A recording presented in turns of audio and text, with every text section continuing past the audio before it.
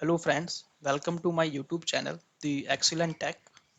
तो आज हम देखेंगे कि सी शार्प लैंग्वेज के अंदर सॉलिड प्रिंसिपल क्या होता है। तो इसके अंदर दो टॉपिक मैंने उसको डिफाइन किया है कि why SOLID principle and what are SOLID principle. तो सबसे पहले हमें ये जानना जरूरी है कि सॉलिड प्रिंसिपल क्यों जरूरी है एक एप्लीकेशन के लिए।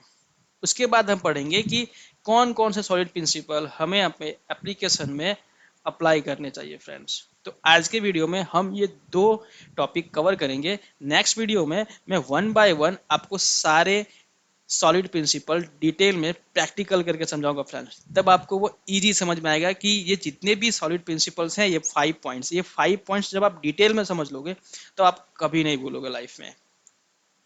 तो चलिए स्टार्ट करते हैं और समझते हैं पहले कि वाई सॉलिड प्रिंसिपल।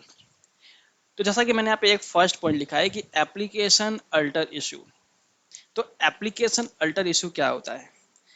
जब भी हम किसी बड़ी इंडस्ट्रीज में काम करते हैं या कोई नॉर्मल सॉफ्टवेयर भी हम डेवलप करते हैं, तो होता क्या है कि क्लाइंट हमें कोई सॉफ्टवेयर बनाने के लिए देता है, तो वो सॉफ्टवेयर उसे लॉन्ग टर्म चलाना होता है। ठीक है। जब वो लॉन्ग टर्म उसे चलाना होता है तो वो ये समझ के बैठता है कि ठीक है, इसमें अगर फ्यूचर के हिसाब से, क्योंकि अभी जो मॉडर्न ज़माना है उसके हिसाब से क्या कि कुछ ना कुछ चेंजेस आते रहते हैं। तो क्या उस एप्लीकेशन के अंदर कुछ ना कुछ अनाउंसमेंट भी करने होते हैं।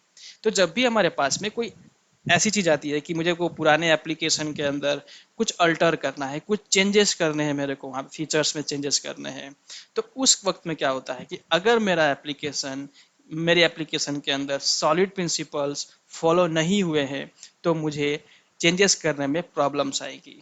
ड्यू टू दिस रीजन्स हमारे पास ये जो 5 पॉइंट्स हैं, अगर ये पॉइंट्स आपने एप्लीकेशन बनाते वक्त फॉलो नहीं किया है तो डेफिनेटली है कि आपको एप्लीकेशन के जब भी अल्टर करोगे तब उसके अंदर इश्यूज आने ही वाले हैं आपको।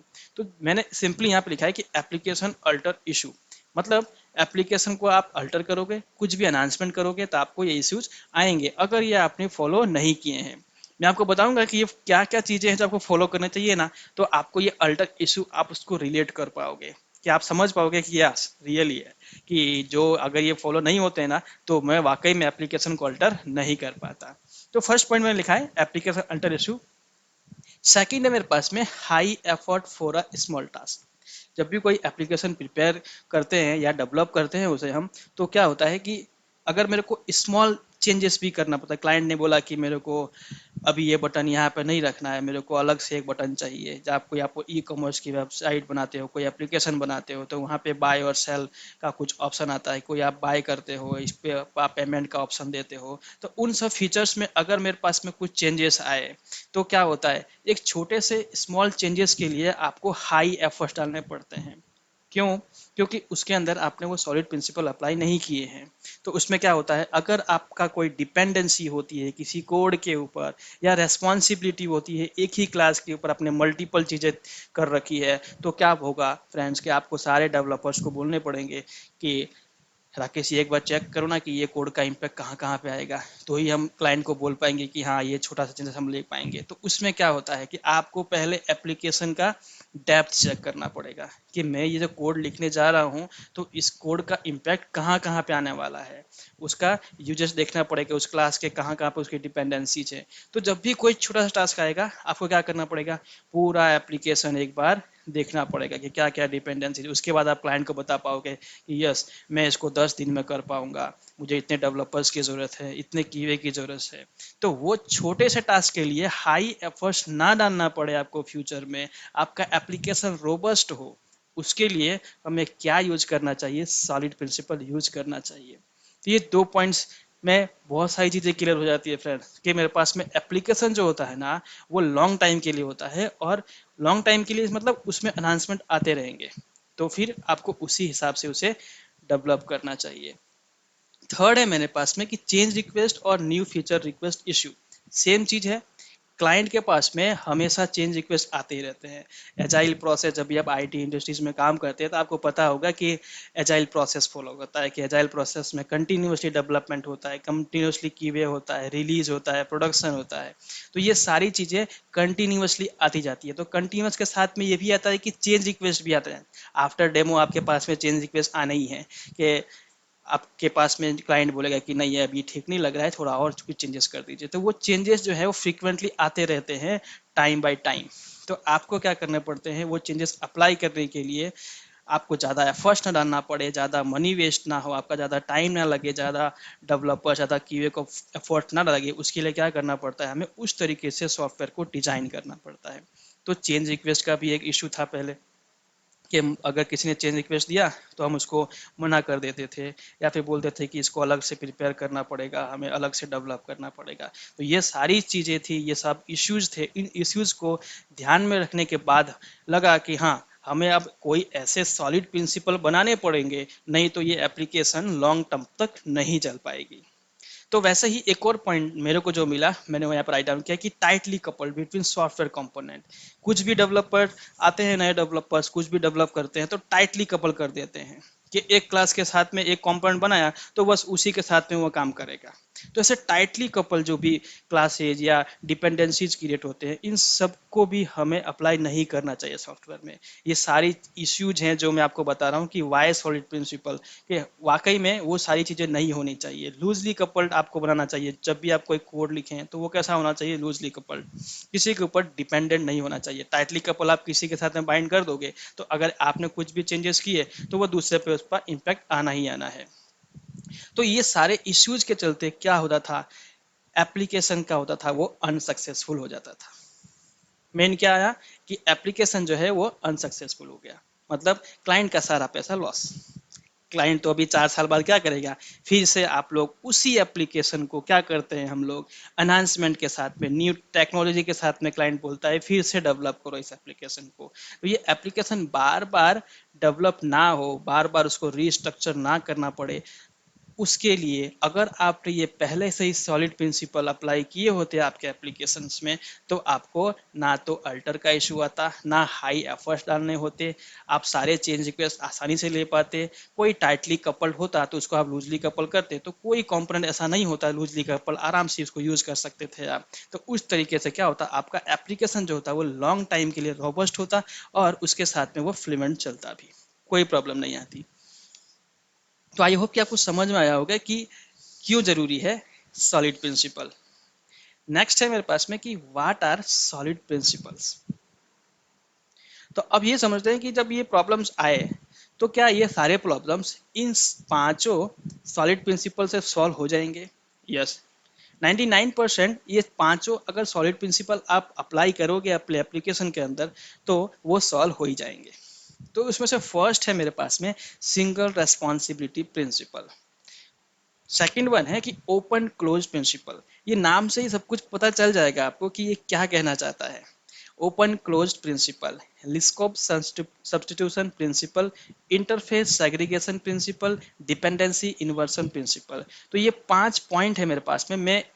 मैंने इनका डेफिनेशन लिखा है, जस्ट डेफिनेशन है। इसके बाद में हम इसको डिटेल में नेक्स्ट वीडियो में एक एक का प्रैक्टिकल करके चेक करेंगे तो आपको ज़्यादा समझ में आएगा फ्रेंड्स। तो यहाँ पे मैंने पांचों सॉलिड प्रिंसिपल की डेफिनेशन लिखा है शॉर्ट के अंदर, ताकि आपको इजीली वो वर्ड्स याद रहे। तो इसमें से पहला है मेरे पास में सिंगल रेस्पॉन्सिबिलिटी प्रिंसिपल। जैसा कि मैंने आपको बताया था कि आपको वर्ड से ही पता चल जाएगा कि ये प्रिंसिपल क्या कहना चाहता है। तो फर्स्ट है मेरे पास में single responsibility. It means each module और class should have only one responsibility. मतलब कि अगर मैंने किसी भी क्लास को एक टास्क दिया है, मतलब एक क्लास होता है मेरे पास में, सपोज हम क्लास क्रिएट करते हैं कि मेरे पास में एक ईमेल सेंड करना है, या फिर मेरे को एरर हैंडल करना है, या फिर मेरे को प्रिंट करना है। तो ये सारी चीज़ें हैं, तो उसके लिए मेरे पास में एक ही काम देना है एक क्लास को। एक क्लास के अंदर अगर मैंने कोई कोड लिखा है तो एक रेस्पॉन्सिबिलिटी के लिए एक अलग क्लास बनाइए। जितने टास्क को आप तोड़ पाए उतना अच्छा है। ऐसा नहीं कि मेरे पास में एक क्लास है उसी के अंदर मैंने मल्टीपल चीज़ें इंक्लूड कर दी। एक ही क्लास के अंदर मैं ईमेल भेज रहा हूँ, एक ही क्लास के अंदर मैं प्रिंट कर रहा हूँ, एक ही क्लास के अंदर मैं एरर हैंडलिंग भी कर रहा हूँ। तो वो सब चीज़ें करेंगे तो उसकी डिपेंडेंसीज बढ़ जाएगी।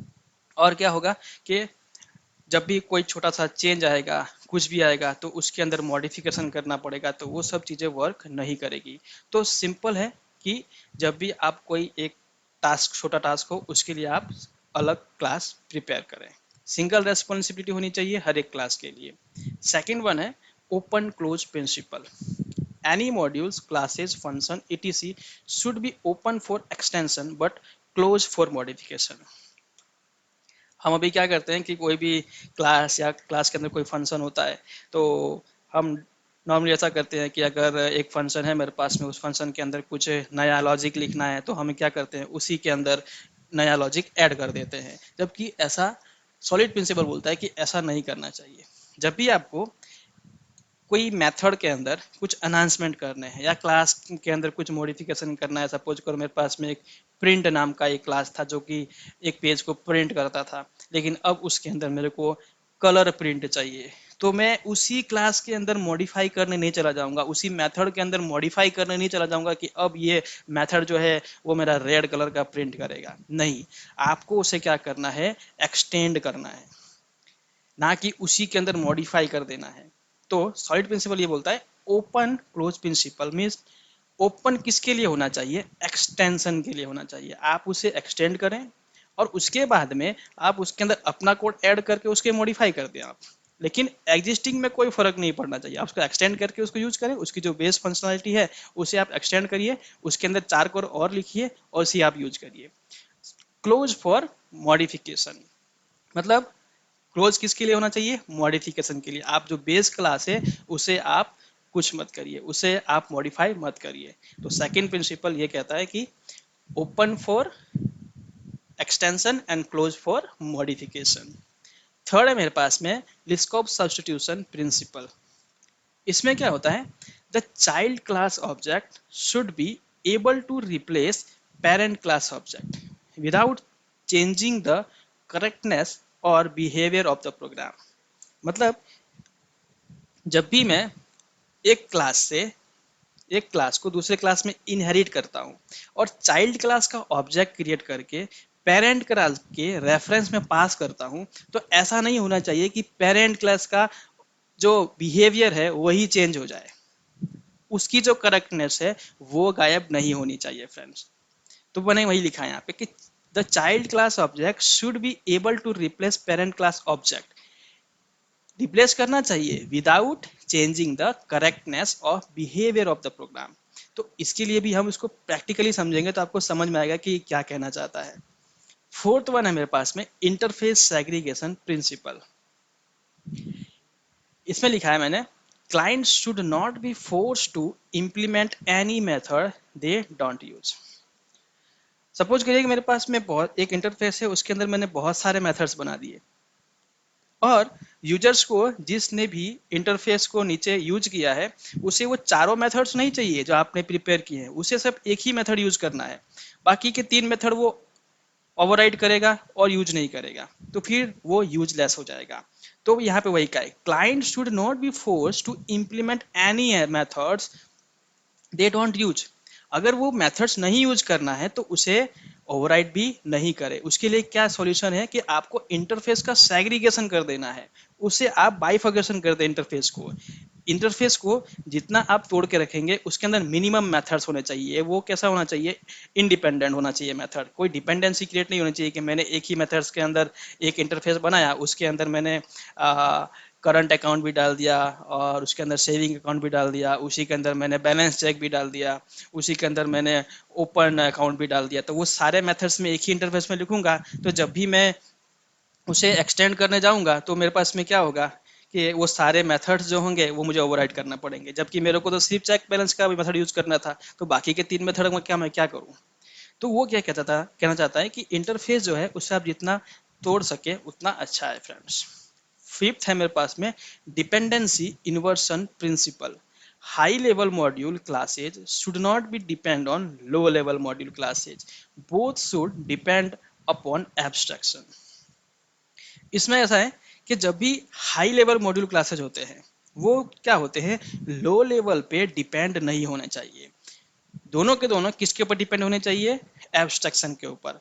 ये सिंपली ये कहना चाहता है कि आप अपने जो भी वर्क है उसको आप एब्स्ट्रैक्शन या इंटरफेस से शुरू करें। एब्स्ट्रैक्शन और इंटरफेस पे शुरू करेंगे तो उसमें क्या होगा, आपके पास में कोई भी डिपेंडेंसीज क्रिएट नहीं होगी। ऐसा नहीं होगा कि हाई लेवल का कोई मॉड्यूल था, कोई एम्प्लॉय की डिटेल की क्लास थी, उसके अंदर लो लेवल का उसके अंदर डिपेंडेंसी आ गया कि मेरे को उसका जब तक ऑब्जेक्ट क्रिएट नहीं करूंगा उसकी डिटेल में फैच नहीं कर पाऊंगा। तो ऐसा नहीं, तो उसके लिए आपको क्या करना चाहिए, एब्स्ट्रैक्शन बनाने चाहिए, इंटरफेस क्रिएट करने चाहिए। तो इससे क्या होगा कि आपकी डिपेंडेंसीज कम हो जाएगी फ्रेंड्स। तो आई होप कि आपको समझ में आया होगा कि सॉलिड प्रिंसिपल क्यों यूज करना है और सॉलिड प्रिंसिपल कौन कौन से होते हैं। नेक्स्ट वीडियो में मैं आपको बताऊंगा कि सॉलिड प्रिंसिपल्स के अंदर सिंगल रेस्पॉन्सिबिलिटी क्या होती है, उसके साथ में हम ये भी देखेंगे कि ओपन क्लोज प्रिंसिपल कैसे काम करता है। तो ये जो जितने भी चीज़ें हैं मैं आपको बताऊंगा कि इसके प्रैक्टिकली कैसे चेक करना है। तो मैं आपको प्रैक्टिकल करके नेक्स्ट वीडियो में बताऊंगा कि सिंगल रेस्पॉन्सिबिलिटी कैसे काम करता है, ओपन क्लोज कैसे काम करता है, लिस्को सब्स्टिट्यूट कैसे काम करता है, और साथ में जितने भी चीज़ें हैं वो सब मैं आपको प्रैक्टिकल करके बताऊंगा फ्रेंड्स। तो आई होप कि आपको ये समझ में आया होगा कि सॉलिड प्रिंसिपल क्यों ज़रूरी है और ये 5 पॉइंट्स कितने इंपॉर्टेंट रखते हैं हमें सॉफ्टवेयर डेवलप करने के लिए। Thank you very much friends to watch this video. Video अच्छी लगी हो तो लाइक करें, सब्सक्राइब करें फ्रेंड्स, शेयर करें। Thank you friends.